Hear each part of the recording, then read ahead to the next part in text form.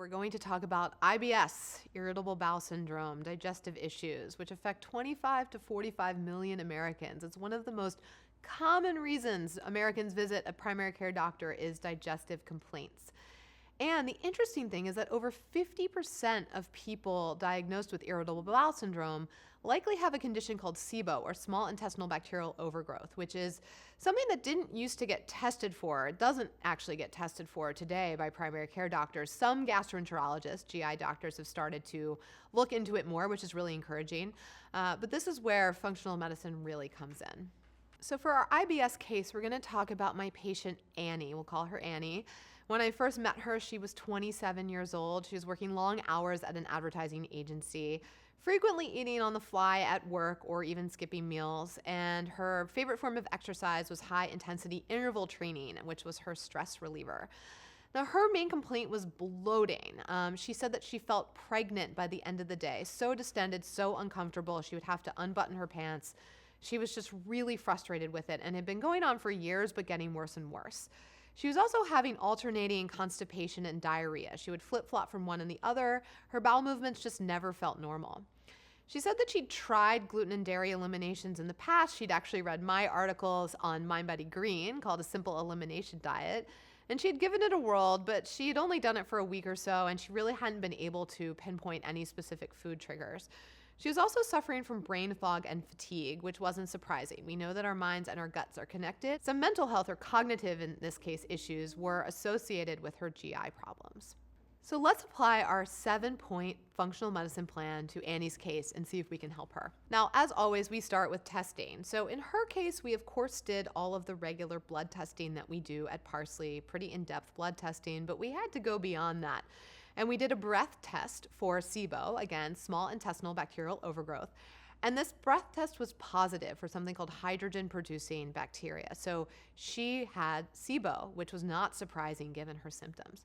We also did the ever fun and popular poop test, the CDSA stool test, or GI effects, as some call it. This is not one of the direct-to-consumer microbiome tests, by the way. This is an actual doctor-only stool test, which I always put that out there. There's a big difference between a lot of the tests that are available on the market and what a doctor can actually look at. And what we saw was that she had imbalances in the good and bad bacteria, and she had a little bit of yeast overgrowth in her gut. And so we put the picture together and understood what we had to do. Now, we started with nutrition, and you've probably heard of the FODMAP diet. FODMAPs are certain types of fibers that feed the good and the bad bacteria. And so it can be a little bit complicated on how to follow a FODMAP diet during treatment for SIBO and this type of IBS. And this is where I really invite you to work with a provider because it's something that you have to do in stages. Typically, we actually keep our FODMAPs or high FODMAP foods that contain these fibers, in the diet. We keep them in while we're treating the SIBO.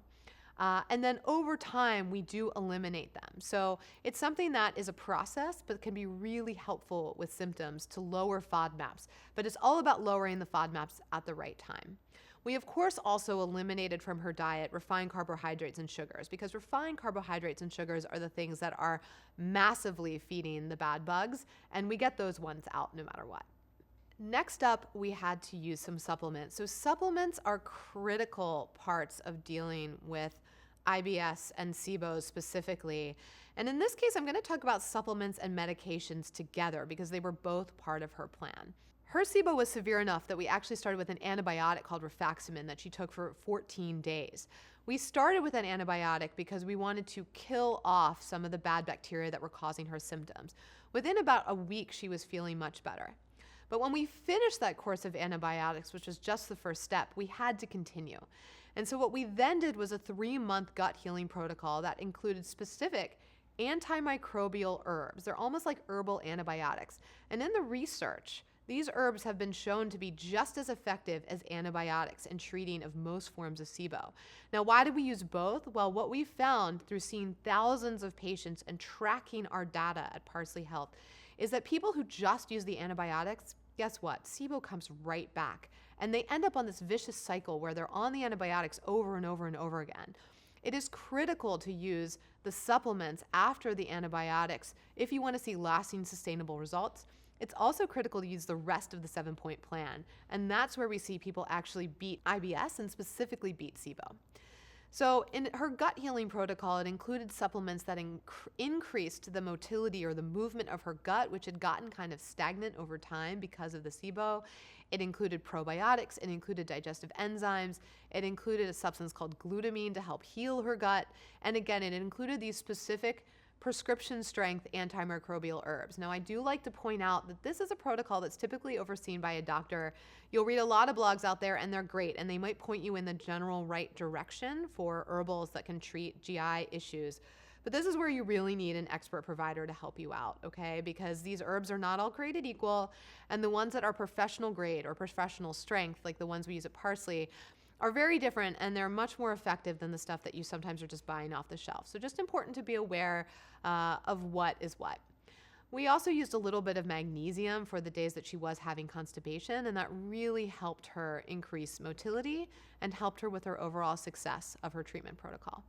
Now, for our next point in her plan, it was exercise. And you might be like, why do we have to worry about exercise if she's just having digestive issues? Well, believe it or not, how you move is important. So she was doing high intensity interval training almost every day, and it was actually overly stressing her body. What we know is that for the gut to move, it has to relax. And when you're in a state of stress all day, and then you do high intensity interval training over and over again, sometimes it never gives the gut that time to relax, digest, and move. And so we asked her to do was to incorporate more restorative exercise, more Pilates, more yoga, more walking, and also advised her to stop doing HIIT so close to when she was eating to give her digestive system a chance to do its job well.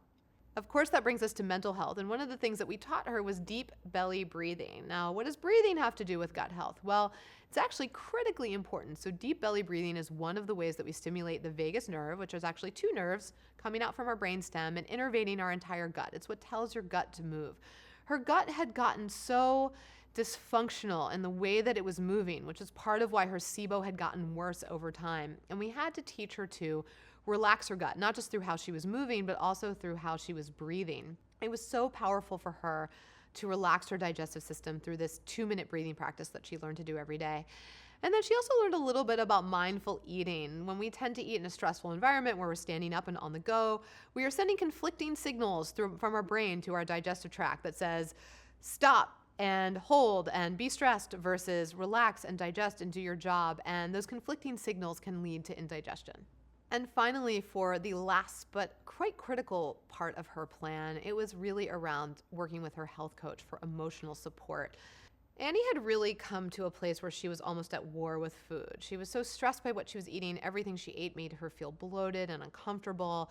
And she had really developed some issues around body image and some conflict with food and eating in general. And so working with her coach was really about how she could take some of the resistance and stress out of eating, out of her situation, and begin to love and accept her body. And it was a critical piece of her being successful in her plan. So where did we land with Annie's case? Well, it took some time doing this kind of testing, implementing some of these antibiotic and supplement protocols, making changes in diet at different phases. All of this is not something that happens overnight. I like to say that functional medicine is slow medicine. And if you've been developing problems for 10 years, well, we're not going to fix them overnight. It's going to be a process. That's the nature of the medicine. But over the course of a year of working together, Annie made incredible progress. Her bloating essentially disappeared, and as a result, she had better self-esteem, she felt better in her clothes, and she was able to end her mental war with food. Also, interestingly, her cognitive performance went up. She had more energy, she had more focus, she felt more clear.